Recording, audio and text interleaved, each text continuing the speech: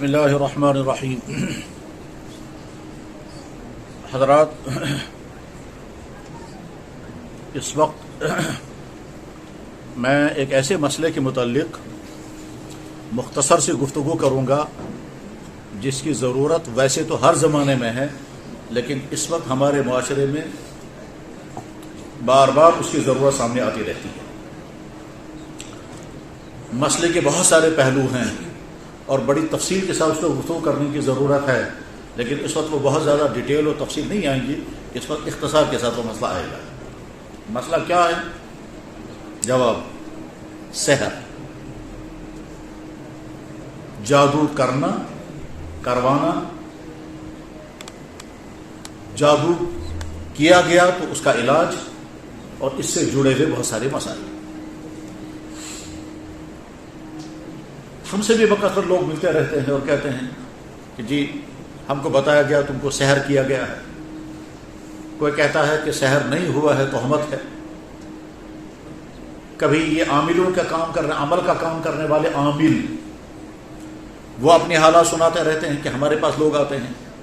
تو اس لیے بہرحال اس کی ضرورت ہے کہ اس مسئلے پر کوئی گفتگو ہو. اب بہت تفصیل کے ساتھ اس وقت بات تو نہیں کر سکتے، لیکن مختصر میں عرض کرتا ہوں. پہلی بات، ہمارے زبان میں، ہمارے معاشرے میں جو لفظ استعمال ہے وہ ہے سحر، اور قرآن کریم میں لفظ ہے سحر. سحر کے معنی جادو کرنا اور سحر کے معنی صبح سویرے. چنانچہ اب کہتے ہیں سحری کھائی، سحر. ایسا ہوتا ہے کہ ایک لفظ کئی معنی اپنے اندر رکھتا ہے. کسی لفظ کے کئی معنی ہر زبان میں ہوتے ہیں. اسی طرح سے یہ سین ہے رے، یہ سحر بھی ہوتا ہے، سحر بھی ہوتا ہے، جیسے مہر اور مہر. بہرحال سحر کے معنی جادو کرنا.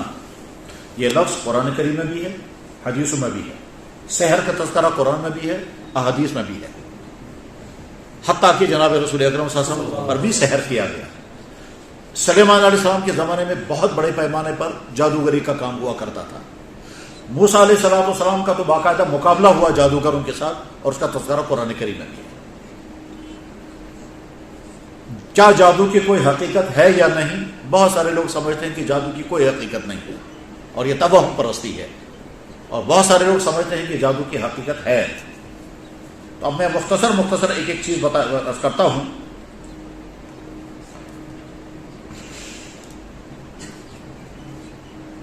پہلی بات یہ ہے، جو لوگ یہ سمجھتے ہیں کہ جادو کوئی چیز نہیں ہے، ان کی سوچ غلط ہے.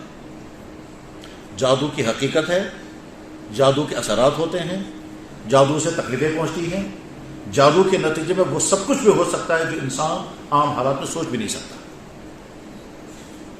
ٹھیک، قرآن کریم میں بھی جب جادو کا تذکرہ ہے، اور سلیمان علیہ السلام کے واقعے میں پہلے ہی پارے میں ہے، وَاتَّبَعُوا مَا تَتْلُو الشَّيَاطِينُ عَلَىٰ مُلْكِ سُلَيْمَانَ وَمَا كَفَرَ سُلَيْمَانُ وَلَٰكِنَّ الشَّيَاطِينَ كَفَرُوا يُعَلِّمُونَ النَّاسَ السِّحْرَ. تو لوگوں کو جادو سکھاتے تھے، اور اس جادو کے ذریعے سے وہ میاں بیوی کے درمیان ٹکراؤ پیدا کر کے رشتے توڑوا دیتے تھے. جس طرح جادو کا اثر ہے. حضرت موسیٰ علیہ السلام کے مقابلے میں جادوگروں کی پوری ٹیم فرعون نے لائی تھی، اور ان جادوگروں نے اپنا جادو دکھایا جس سے موسیٰ علیہ السلام ڈر بھی گئے اور سمجھ لگے کہ شاید اس کا مقابلہ میں نہیں کر سکوں گا. پھر اللہ تعالیٰ شاہ نے جواب میں فرمایا، تمہارے ہاتھ میں جو ڈنڈا ہے، اس ڈنڈے کو زمین پر ڈالو، یہ اس جادو کو ختم کر دے گا. چنانچہ وہ ڈنڈا زمین پر ڈالا گیا، وہ ڈنڈا اسبحہ بن گیا، اور اس اسدحے نے وہ تمام وہ جادو کی رسیاں جو سانپوں کی شکل میں نظر آ رہی تھی، وہ ساری رسیاں کھائیں. اور آج کے زمانے میں اس کو سمجھنا بہت آسان ہے کہ آپ دیکھیں گے کبھی سوشل میڈیا پر بڑے بڑے اسدحے دکھائے جاتے ہیں، اور وہ بڑے بڑے جانوروں کو منہ میں نگل رہے ہیں. لوگ دیکھتے رہتے ہیں، سناتے رہتے ہیں، بولتے رہتے ہیں، بس اسی طرح سے. اور سب سے بڑی بات یہ ہے کہ خود جناب رسول اکرم صلی اللہ علیہ وسلم کو جادو کیا گیا، اور اس جادو کے اثرات پر آپ پر آئے، اور حدیثوں میں اس کا تذکرہ ہے. لہذا جو بھائی یہ سمجھتے ہیں کہ جادو کچھ نہیں ہے، وہ غلط سمجھتے ہیں. جادو ہے، اس کا اثر ہوتا ہے، اور جیسا جادو کیا جائے گا ویسے اس کے اثرات بھی ہوں گے. جب ہم پڑھا کرتے تھے تو ہمارے کلاس فیلو میں ایسے لوگ تھے جنہوں نے جادو بہت بڑے پیمانے پر سیکھا ہوا تھا، اور وہ اسی علاقے کے تھے جہاں جادوگری بہت زیادہ ہوتی ہے، یعنی ویسٹ بنگال اور بنگلہ دیش. تو بنگلہ دیش کے لڑکے ہمارے ساتھ تھے, وہ جادو کے واقعات عجیب عجیب سناتے تھے. ان میں سے کچھ جادو کرنا بھی جانتے تھے, لیکن ساتھ میں یہ بھی کہتے تھے وہ کہ جادو کا میں رہنا جو ہے یہ بہت برا عمل ہے. خیر, تو لہٰذا یہ غلط فہمی ذہن میں نہیں ہونی چاہیے کہ جادو کچھ نہیں ہے. جادو کا اثر ہوتا ہے اور ہو سکتا ہے. اس کے بعد پھر اکثر ایسا ہوتا ہے کہ آدمی کو تکلیف کوئی اور ہے, اور کسی کے پاس گئے, اس نے کہا تم کو بڑا خطرناک جادو کر دیا گیا ہے, حالانکہ اس کا جادو نہیں ہوتا ہے, سحر نہیں ہوتا ہے, تکلیف کچھ اور ہے. لیکن بولنے والا ٹریس نہیں کر پاتا ہے, وہ ڈائگنوز نہیں کر پاتا ہے. وہ کہتا ہے چشے تم کیا تھا کرے, تم کو بڑا زبر خطرناک جادو سے کھڑا کتنے چپ سے, اور چشے تم تکرف مطلب اس کو ڈرا دیتا ہے. اور وہ سوچتا ہے کہ واقعی مجھے, اب یہ پوچھتا ہے مجھے کس نے کیا, تو کبھی وہ خامخواہ کسی کا نام بتائے گا اور کبھی وہ نام نہیں بتائے گا. اچھی طرح سے سمجھنا چاہیے کہ اگر علاج کرنے والا بیماری ٹریس نہیں کر پا رہا ہے تو خامخواہ کسی کو وہم میں ڈالنا صحیح نہیں ہے. جرم ہے یہ کہ کسی کو کہا جائے تم کو جادو کر رکھا ہے, تم کسی لائق نہیں رہو, کہ تم کو تو بٹھا کر کے رکھ دیں گے, اور حقیقت وہ نہیں ہوتی. اور اس میں یہ کرنے والا مجرم ہے جو یہ دھوکہ دے رہا ہے. نمبر 3 جو زیادہ بڑے پیمانے پر ہے وہ یہ کہ دشمنیاں ہوں اور دشمنیوں کے ذریعے سے دوسرے پر جادو کرایا جائے. یہ سب سے خطرناک ہے, بلکہ اس بات کا خطرہ ہے کہ آدمی کی ایمان ہی ختم ہو جائے. اس لیے جادو سیکھنے کی سخت ممانعت ہے جی. اس میں بہت ہی سخت وعید ہے, بہت ہی زیادہ سخت وعید ہے جادو سیکھنے والوں کے لیے. کیوں؟ جب آدمی سیکھ لیتا ہے, سیکھنے کے بعد اس جادو کے ذریعے سے دوسروں کو تکلیف پہنچا سکتے ہیں, تو وہ مان لیجیے یہ ہاتھ میں ایک خطرناک ہتھیار ہے. اسی لیے ہمارے یہاں کتابوں میں باقاعدہ سوال آتا ہے کہ جادو سیکھنے کی اجازت ہے یا نہیں, تو سختی کے ساتھ منع کیا جاتا ہے. جادو سیکھنا حرام, ابھی کرنے کی تو بات ہی نہیں ہے, سیکھنا ہی حرام ہے. اور سیکھنا حرام ہے تو کرنا تو اس سے بھی زیادہ خطرناک حرام ہے. لہذا جو لوگ جادو کرتے اور کراتے ہیں وہ بدترین مجرم ہیں, گناہ کبیرہ کا شکار ہے, اور بعد حالاتوں کا ایمان بھی ختم ہو جاتا ہے. کیونکہ جادو کی ایک قسم ایسی بھی ہے جن قسموں میں آدمی کا ایمان ختم ہو جاتا ہے, تب آدمی جادو کر پاتا ہے. جیسے کہ میں نے بتایا کہ ہمارے ساتھ ایک پڑھتے تھے بنگلہ دیش کے, تو ہم ان سے بار بار پوچھتے تھے جادو کی قسمیں بتاؤ, تو ہم معلومات کے لیے پوچھتے تھے یا تفریح کے لیے پوچھتے تھے, نئی نئی باتیں سنیں گے, ہم کو کرنا کچھ نہیں ہوتا تھا. تو ایک دفعہ اس نے یہ کہا کہ بہت بڑی بلڈنگ, اس نے کہا تھا جیسے دلی کی پارلیمنٹ, کہا تھا اس طرح کی بلڈنگ ہم جادو کے زور سے 3-4 منٹ میں نیچے گرا دیں. عجیب.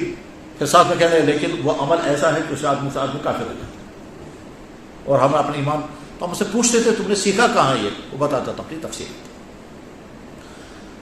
اب اس میں حق صداقت کتنی ہے اور حقانیت کتنی ہے واللہ عالم, لیکن جادو کے اثرات ہوتے ہیں, اور جادو کے ذریعے سے کچھ بھی کیا جا سکتا ہے. ایک دفعہ اس نے یہ بھی کہا کہ جادو کے ذریعے سے انسان کو مارنے کی کوشش کی جائے گی, اس کا ایک مٹی کا پتلا بنائیں گے, مٹی کا پتلا بنائیں گے, اور اس کے بعد ایک سوئی تیار کریں گے, اس کا کچھ پڑھیں گے اور اس کے سوئی لگائیں گے, اور وہاں اس آدمی کو تکلیف شروع ہو جائے گی. 40 دن میں 40 سوئیاں لگائیں گے, 40 دن میں وہ مر جائے گا. لیکن صاحب نے کہتا تھا اس میں ایسی چیزیں بھی جس میں آدمی کافر ہو جاتا ہے. تو یہ جادو کرنا اور جادو کروانا اور کسی کے ذریعے سے تکلیف پہنچانا بدترین عمل ہے, بہت ہی سخت عمل ہے. یہ سمجھیے اسلام میں جتنے بڑے بڑے گناہ ہیں ان بڑے گناہوں میں یہی بڑا گناہ آتا ہے. اور ادھر سے کچھ گناہ وہ ہیں جن کا تعلق آدمی کے اپنی ذات کے ساتھ ہے, اور کچھ گناہ وہ ہیں جن کا تعلق دوسرے انسانوں کے ساتھ ہے. جن گناہوں کے ذریعے سے دوسرے انسانوں کو تکلیف پہنچتی ہے وہ گناہ معاف ہو ہی نہیں سکتے جب تک اس دوسرے انسان کو تکلیف سے نکالنے کی تدبیر نہ ہو. جیسے خدا نہ خاصا کسی نے شراب پی, یہ بدترین گناہ ہے, لیکن اس کا تعلق انسان کے اپنی ذات سے ہے. اور اگر کسی انسان نے چوری کی تو یہ بدترین گناہ ہے, لیکن ساتھ میں یہ معاف نہیں ہوگا جب تک اس کا مال واپس نہیں کرے, کیونکہ اس کا نقصان تو دوسرے کو پہنچا جائے. تو جادو کا معاملہ بھی یہی ہے. اس لیے جو لوگ جادو کرتے ہیں, جو کرواتے ہیں اور دشمنیوں میں انتقام لیتے ہیں, وہ سخت مجرم ہیں. اور یہ یاد رکھنا چاہیے کہ اکثر ان انسانوں کو دنیا میں ہی سخت سزائیں لگتی ہیں. ایسے عذابوں میں مبتلا ہوتے ہیں کرنے والے بھی اور کرانے والے بھی, اور کبھی کبھی وہ زبان پہ لاتے بھی ہیں کہ ہم نے دوسروں کے ساتھ جو کیا وہی ہمارے ساتھ. خصوصاً وہ جو جادو کرتے ہیں, اور اس میں مختلف لوگ کون کون کس کس طرح سے کرتے ہیں, تو اس میں کچھ لوگ جو ہیں وہ ایسے بھی ہیں کہ وہ پیسہ کمانے کا ذریعہ بناتے ہیں اس کو. یہی سے جادو کریں گے, یہی سے جادو کریں گے, یہی سے تعویذوں کے ذریعے سے انسان کو پریشانی میں مبتلا کریں گے.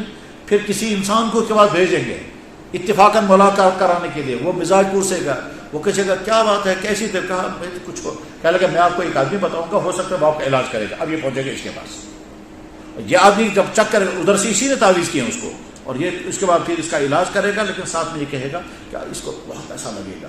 تو اس طرح سے کچھ لوگوں نے تعویذ کے عمل کو, تعویذ کے کام کو, جادو کے کام کو پیسے کمانے کا ذریعہ بنا رکھا. تکلیفیں پہنچائیں گے, اور اس میں بعض لوگ بہت بڑی بڑی رقمیں بھی کھینچتے ہیں. اور بعض دفعہ ایسا بھی پایا گیا کہ صاحب جس بیچارے کو کوئی تکلیف ہے اس کے اور تکلیف کرا دی, خصوصاً اگر وہ مال والا ہوگا, اور تکلیف کرانے کے بعد پھر تاکہ اس سے پیسہ کھینچے, اس کے بعد اس کو پریشانی سے نکالیں گے. اس میں عجیب عجیب دھوکے ہو رہے ہیں. بہرحال یہ جادو کرنا اور کرانا بدترین عمل ہے. اس میں کبھی کبھی یہ بھی ہوتا ہے کہ دوسرے سے پوچھیں گے جناب ہمیں تو کسی سے دشمنی ہے ہی, تو ہمیں کون کرے گا جادو. وہ کہے گا نہیں, کسی نے کیا ہے ضرور. کبھی وہ سچ ہوتا, کبھی جھوٹ ہوتا ہے. کبھی سچ ہوگا واقعتاً جادو ہوتا ہے, واقعتاً سحر کیا ہوا ہوتا ہے, اور کبھی اسے پتہ نہیں چلتا, لیکن اسے کچھ نہ کچھ تو بتانا ہے, کیونکہ وہ یہ تو نہیں کہے گا کہ صاحب مجھے ڈائیگنوز نہیں ہو رہا, آپ کو تکلیف کیا ہے. یہ کہنا بہت مشکل ہے ڈاکٹر کے لیے, جیسے ڈاکٹر کے لیے یہ کہنا بہت مشکل ہے کہ مجھے پتہ نہیں چل رہا آپ کو کیا تکلیف ہے. مولوی کے لیے کہنا بڑا مشکل ہے کہ مجھے مسئلہ معلوم نہیں. جب کسی عالم سے مسئلہ پوچھتے ہیں اور اسے مسئلہ معلوم نہ ہو, بہت مشکل ہے اس کی زبان پر رہ جائے جناب مجھے نہیں مسئلہ معلوم ہے, کیونکہ اس میں ابھی جہالت کو ماننا ہوتا ہے, اور جہالت کا اعتراف کرنا کبھی کبھی مشکل لگتا ہے. انسان سمجھتا ہے میری شان اسے گھٹ جائے گی, ٹھیک, لیکن جو فکر مند ہوتے ہیں وہ کہتے ہیں صاحب مجھے نہیں مسئلہ معلوم. یہ کہنا مجھے مسئلہ معلوم نہیں علماء کے لیے, مفتیوں کے لیے بہت مشکل ہے, اور ڈاکٹر کے لیے یہ کہنا بہت مشکل ہے مجھے پتہ نہیں چل رہا آپ کو بیماری کیا ہے, ٹھیک. اور جب بیماری نہیں پتہ چلتا تو وہ ویسے ہی دوائیاں لیتا ہے تسلی کے لیے. اسی طرح سے جن عاملوں کے بعد جب لوگ جاتے ہیں اور اس کو پتہ نہیں چل پا رہا ہے اس کو تکلیف کیا ہے, یا نظر ہے, یا جادو ہے, جسمانی تکلیف ہے, یا ٹینشن ہے, انزائٹی ہے, یا ڈپریشن ہے, پتہ نہیں چل رہا ہے, بات ہوتا ہے تم کو ایسا جادو خطرناک کر رکھا ہے اور کچھ مت پوچھو کیا کر رکھا ہے. اس بیچ میں کچھ عجیب عجیب تگڑم بھی ہوتے ہیں. وہ تگڑم کیا ہوں گے, وہ کبھی سچائیاں ہوتی ہیں, کبھی تگڑم ہوتے ہیں. وہ کیا, وہ ایسی مٹی اٹھا کر کے لائیں گے کہ دیکھو ابھی نکالا جاؤ, اور اس میں تازہ مٹی بھی ہوگی, اس میں بال ہوں گے, اس میں ناخن ہوں گے, اس میں پتہ نہیں کیا کیا ہوگا. تو بس بعد میں حیران ہوتا ہے یہ کہاں سے نکال کر کے لایا. اس میں ان عاملوں کے بعد کبھی کبھی جنات بھی ہوتے ہیں. ان جنات کا عمل بھی یہی ہوتا ہے کہ وہ کہیں سے مٹی اٹھا کر کے لائیں گے, اس مٹی کے اندر بال بال جمع رکھیں گے, بالکل یہ آسان ہوتا ہے. کہیں حقیقتیں بھی ہوتی ہیں. اس بیچ میں بعض لوگ یہ غلطی کرتے ہیں, وہ کہتے ہیں تم کو تمہارے رشتہ داروں نے جادو کر رکھا ہے, تمہارے رشتہ دار ہو. اب یہ رشتہ داروں کو شک کرنے لگے گا, شاید فلانے نے کیا ہوگا, شاید فلانے نے کیا ہوگا. پھر سوچتا ہے اس نے میرے ساتھ کیا کیا, میرا ان کے ساتھ کیا. تو ذہنوں میں بدگمانیاں آتی ہیں, جہاں تک کہ خاندانوں میں ٹکراؤ بھی ہوتے ہیں. اور ایک دفعہ میرے پاس یہ مسئلہ آیا تھا جس میں ایک صاحب نے مجھ سے کہا کہ جی ہم نے رشتہ کہیں کیا تھا, اس رشتہ کرنے میں اس لڑکی والوں یا لڑکے والوں سے کسی پیر صاحب نے یا عامل نے کہا کہ یہ منچن ستارہ ڈالا. اب وہ ستارہ نہیں معلوم وہ کہاں ملتا ہے, تو انہوں نے کہا ان کا ستارہ آپس میں نہیں ملے گا. تو آخری کیا تھا, بہرحال تو اس کے بعد پھر وہ گئے اس کے بعد, اور اسے جا کر کے اس کو ڈانٹ ڈپٹ کی, یہاں تک کہ شاید مار پیٹ بھی ہوئی ہے کہ تو ہم کو بتاؤ یہ ستارہ کہاں لکھا ہوا تمہارے یہاں, تم نے ہمارا رشتہ کٹوا دیا. اور کبھی کبھی یہ عاملوں کا کام کرنے والے ہم سے بھی پوچھتے ہیں, کیا پوچھتے ہیں کہ جناب ہمیں کبھی بتانا ہوتا ہے, بتا سکتے ہیں یا نہیں. تو ہم پہلا سوال کرتے ہیں آپ کے پاس سورس کیا ہے. کسی کے بارے میں یہ کہنا کہ صاحب تم کو جادو کیا اور فلاں نے نہیں کیا, آپ کے پاس سورس کیا ہے. آپ کیسے کہیں گے صرف شک کی بنیاد پر کسی کے بارے میں فلاں نے تم کو جادو کیا ہے. صرف شک کی بنیاد پر اندازہ لگا کر کے کسی کو تہمت لگانا صحیح نہیں ہے. ویسے اگر کوئی جادو کر رہا ہے یا کروا رہا ہے تو وہ تو بدترین گناہ ہے, جیسا کہ میں عرض کر چکا. اس میں کوئی شک نہیں ہے کہ سوسائٹی میں اس طرح کے لوگ ہیں جو جن کا کام ہی یہی ہے, اور اس کے ذریعے سے تکلیفیں پہنچانا, اس کے ذریعے سے عداوتیں ظاہر کر, اس کے ذریعے سے پیسہ کھینچنا, اور نہ جانے کیا کیا ہوتا ہے. اس میں بعض لوگوں کو وہم بھی ہوتا ہے, تکلیف کچھ اور ہوگی اور وہم ہوگا. جناب ہر وقت اسی وہم میں مجھے کسی نے کچھ کر دیا, مجھے کسی نے کچھ کر دیا. ہوتا کچھ نہیں ہے, ہوتی ہے جسمانی تکلیف. چنانچہ ایک جادو کے کام کرنے والے سے ایک دفعہ میری ملاقات ہوئی, تو وہ ہو سکتا ہے شاید کسی درجے کے ماہر بھی ہوں گے لیکن کشمیر سے باہر. تو انہوں نے کہا کہ اکثر عامی لوگ جب یہ کہتے ہیں تم پر جادو کیا گیا تو جھوٹ ہوتا ہے. تو میں نے کہا آپ اسی فیلڈ کے ہیں، آپ بتاؤ. کہنے لگا اکثر وہ ہوتا ہے ان کو پتہ نہیں چلتا ہے. آج طرح طرح کی بیماریاں ہیں، دماغی بیماریاں. ان دماغی بیماریوں میں پتہ چلتا نہیں ڈاکٹر کو کیا ہے، وہ دماغی بیماری ہوتی ہے. اس کو بھی سمجھ میں نہیں آتا ہے تو بس وہ کہتا ہے تم کو کسی نے جادو کیا، تم کو کسی نے کچھ کھلا دیا، تم کو کسی نے کچھ کیا ہے، تم نے کسی کے، وہ سب وہمی باتیں ہوتی ہیں. اور اس بعد کبھی وہ دھاگے پڑھ کر کے دیں گے، کبھی وہ ناخن لٹکانے کو کہیں گے، کبھی کہیں گے مٹی کے اندر یہ چیز دفن کرو، کبھی کہیں گے دریا میں بہاؤ، کبھی کہتے ہیں بال نکال تم کو چلائیں.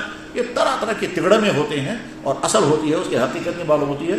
کیونکہ آج کے زمانے میں دماغی امراض بہت زیادہ پھیل گئے. دماغی امراض پہلے زمانے میں جسمانی بیماریاں زیادہ، آج دماغی امراض بہت ہیں. اور دماغی امراض میں بظاہر کچھ نہیں ہے، ٹینشن ہے، ڈپریشن ہے، انزائٹی ہے اور پتہ نہیں کیا کیا ہے. ان دماغی امراض کو تم ٹریس نہیں کر پاتے ہیں تو وہ کہتے ہیں تم کو کسی نے جادو کیا، تم کو کوئی نظر لگ گئی اور وہ جو. لیکن جہاں حق، اچھا بہت سارے لوگ کہتے ہیں تم کو جادو کیا گیا مگر علاج نہیں کرتے. تو جب تم بول رہے ہو جادو، علاج کر کے دکھاؤ، لیکن علاج نہیں کریں. تو اس پر شک ہوتا ہے کہ شاید یہ صحیح نہیں کر پاتے. اس سلسلے میں ہمارے لیے جو اس وقت میسج کی بات ہے وہ یہ کہ جناب رسول اللہ صلی اللہ علیہ وسلم اللہ نے دنیا کے تمام انسانوں کے لیے نمونہ بنایا اور ہمارے کے لیے نمونہ. آپ علیہ السلام کو جادو کیا گیا، اس جادو کے اثرات بھی حضور پر ہوئے. وہ اثرات محسوس بھی ہوتے تھے. اور وہ جادو جو ہے وہ کنویں کے اندر دبایا گیا تھا، وہاں سے وہ نکالا گیا. اس میں آپ کے مبارک بال تھے، ان میں گانٹھیں لگائی گئی تھی. تو اسی جادو کے اثر کو ختم کرنے کے لیے اللہ تعالیٰ شاہ نے سورہ فلق اور سورہ ناس نازل کی.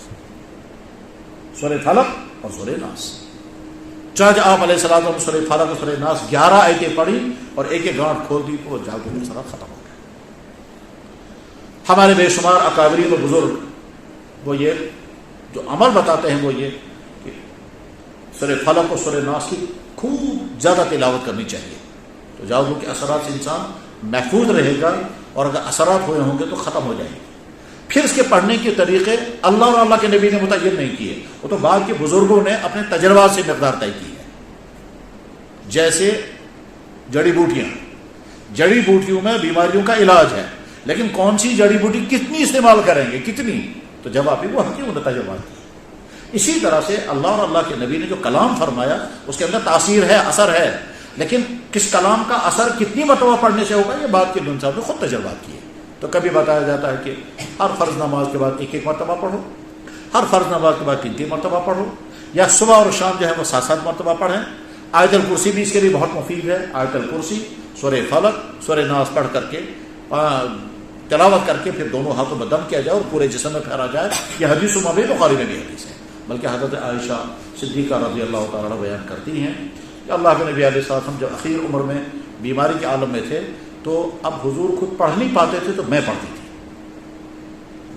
تھی معوذتین. وہ 2 صورتیں جن 2 صورتوں کے ذریعے سے انسان کو ان مصیبتوں سے باہر نکالا جائے. تعویذ اسی سے ہے معوذ، اسی سے ہے عیاذہ، اسی سے ہے العیاذ باللہ، اسی سے ہے اعوذ باللہ. اعوذ، تعوذ، تعویذ یہ سب ایک ہی لفظ ہے. ان تمام الفاظ کا روٹ ایک ہی ہے. اعوذ، عیاذ، تعویذ، اعوذ باللہ، نعوذ باللہ، استعاذۃ، فاذا قرأت القرآن فاستعذ باللہ من الشیطان. یہ سب ایک ہی روٹ کے الفاظ ہیں. تو تعویذ کے معنی ہے ایسا عمل جس کے ذریعے سے انسان کو مصیبت سے باہر نکالا جائے، پریشانی سے باہر نکالا جائے. تعویذ یا کشمیری کہتے ہیں تعویذ. یہ تعویذ کا یہاں کا تلفظ ہے لیکن اصل میں تعویذ. معوذتین، معوذات یہ لفظ آتا ہے.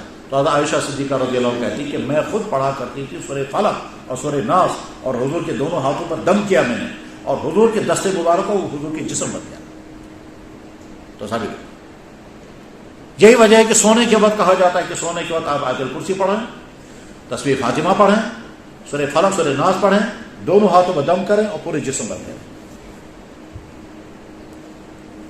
اور اللہ کے نبی ایسا کرتے بھی تھے. اور کبھی ایسا بھی ہوگا کہ آپ جو ہی جو کریں گے تو آپ کی بدن کے رونٹے کھڑے ہو جائیں گے، یعنی ٹھنڈ جیسی لگے گی. تو اس کے بعض حضرات نے کہا کہ اس کے اثرات آتے ہیں. اللہ کے کلام میں تاثیر کیا کیا ہے یہ مستقل ایک ریسرچ کا موضوع ہے. بلکہ میں نے پہلے بھی پڑھا اور ابھی کچھ دنوں پہلے پڑھا، وہ جاپانی ڈاکٹر کو فوٹو دکھایا گیا کہ اس شخص نے زمزم پر ریسرچ کیا، اس شخص نے بسم اللہ پڑھے ہوئے پانی پر ریسرچ کیا اور بتایا کہ پانی کے اثرات کیا بدل گئے ہیں۔ وہ کوئی جاپانی ڈاکٹر تھا، میرے پاس اس کا وہ ریکارڈ بھی موجود ہے۔ خیر، اس سے تھوڑا بڑا عمل جو ہے وہ کون سا ہے کہ ہمارے بہت سارے اکابرین بزرگوں نے، حضرت شاہ ولی اللہ رحمہ اللہ تعالیٰ کے بعد اور اس کے بعد ہم تک جتنے بڑے بڑے بزرگ آئے ہیں، ان تمام بزرگوں نے قرآن کریم کی کچھ آیتوں کو الگ نقل کیا ہے اور ایک ہی جگہوں کو جمع کیا، اس کو کہتے ہیں منزل۔ اس منزل کی تلاوت کرنی چاہیے۔ اس منزل میں عالم شریف بھی ہے، وہ آیتیں ہیں جن آیتوں میں جنات کا تذکرہ ہے، وہ آیتیں ہیں جن آیتوں میں جادو کا تذکرہ ہے، وہ آیتیں ہیں جن آیتوں کے ذریعے جادو کے اثرات ختم ہو جاتے ہیں۔ ان آیتوں کو نشان لگا کر کے پڑھایا جاتا تھا، اب وہ الگ چھپی ہوئی منزل کے نام سے اس کی تلاوت کرنی چاہیے اور تلاوت کر کے پانی پر دم کرنا چاہیے اور اس کے آتے انسان کو پینا چاہیے تو اس کے اثرات بھی ختم ہو جاتے ہیں۔ کچھ لوگ پوچھتے ہیں کہ جیسے بعض امام، بعض مدرسوں کے پڑھے ہوئے لوگ کہ جی ہم جادو سیکھیں یا نہیں، تعویذوں کا کام سیکھیں یا نہیں، ان کو پہلے چیک کرنا ہوتا ہے، ان کو دیکھا جاتا ہے کہ آپ کیوں سیکھنا چاہتے ہیں؟ پیسہ کمانے کے لیے، دوسروں کو تکلیف پہنچانے کے لیے، انتقام لینے کے لیے، جنات کو ماتے بنا کر کے اپنے کام کرانے کے لیے؟ اگر یہ ساری نیتیں ہیں تو نیتیں بھی غلط ہیں، اور اس غرض کے لیے جادو سیکھنا، جنات کا کام سیکھنا یہ بھی غلط ہے۔ اور اگر کوئی اس غرض سے سیکھنا چاہتا ہے کہ میں دوسروں کو مصیبتوں کو دور کروں گا، پریشان حال لوگوں کا علاج کروں گا، تو اس کو کچھ شرطوں کے ساتھ اس کو اجازت دی جاتی ہے کہ آگے چل کر کے تم اس کے ذریعے کسی کو تکلیف نہیں پہنچاؤ گے، اس کے ذریعے سے کسی کو مصیبت میں نہیں ڈالو گے، اس کے ذریعے سے دولت جمع نہیں کرو گے، وغیرہ وغیرہ۔ پھر یہ جنات کا عمل جو ہے یہ بعض دفعہ بہت خطرناک بھی ہوتا ہے، لیکن وہ ہمارا نہ سبجیکٹ ہے، نہ ہم اس فیلڈ کے آدمی ہیں، نہ ہم نے سنا، ہم تو شرعی ضابطے کے مطابق مسائل بیان کرتے رہتے ہیں۔ ایک دفعہ کسی صاحب نے مجھے فون پر بتایا کہ لگے جناب میں جنات کا عمل جانتا ہوں، لیکن کبھی کبھی ایسی شکل بھی پیش آتی ہے کہ جنات کو قتل کیے بغیر کوئی چارے کام نہیں۔ میں کہا مثلا کیا لگا؟ مثلا یہ کہ کسی غیر شادی شدہ لڑکی کے ساتھ جنات کے غلط تعلقات، اور ہم پوری کوشش کرتے ہیں کہ اس سے بچے، لیکن وہ چھوڑتا نہیں اسے، تو ہمارے پاس ایک ہی راستہ ہے کہ ہم اس کو قتل کر دیں، تو جنات کو قتل کرنے کی اجازت ہے یا نہیں؟ میں نے کہا بڑا مشکل مسئلہ ہے۔ تو اندر ساتھ میں وہم بھی ہو گیا کہ ایسا نہ ہو میں کہوں گا جائز ہے اور ادھر کے بعد وہاں آ کر کے ہم کو کہیں گے تم نے ہمارے مارنے کا فتویٰ جاری کر دیا ہے، اس لیے تھوڑا سا اندر سے ڈر بھی لگا، لیکن بہرحال مسئلہ تو بتانا تھا، اس لیے مسئلے کی تحقیق کی، اور ہمارے بزرگوں میں دین اسلام مکمل ہے۔ چاہے حضرت مولانا اشرف تھانوی رحمہ اللہ تعالیٰ کے فتویٰ میں ملا، اور حضرت مولانا انور شاہ صاحب کشمیری رحمہ اللہ تعالیٰ کی کتاب میں ملا کہ جب کوئی چارہ کار نہ ہو اور جنات کے شر سے بچنے کی کوئی شکل نہ ہو تو اس جنات کو قتل کرنے کی اجازت ہے۔ اب وہ قتل کیسے کرتے ہوں گے، کیا کرتے ہوں گے، یہ وہی جانے، جنات کا کام کرنے والے، وہ ہمارا فیلڈ نہیں ہے۔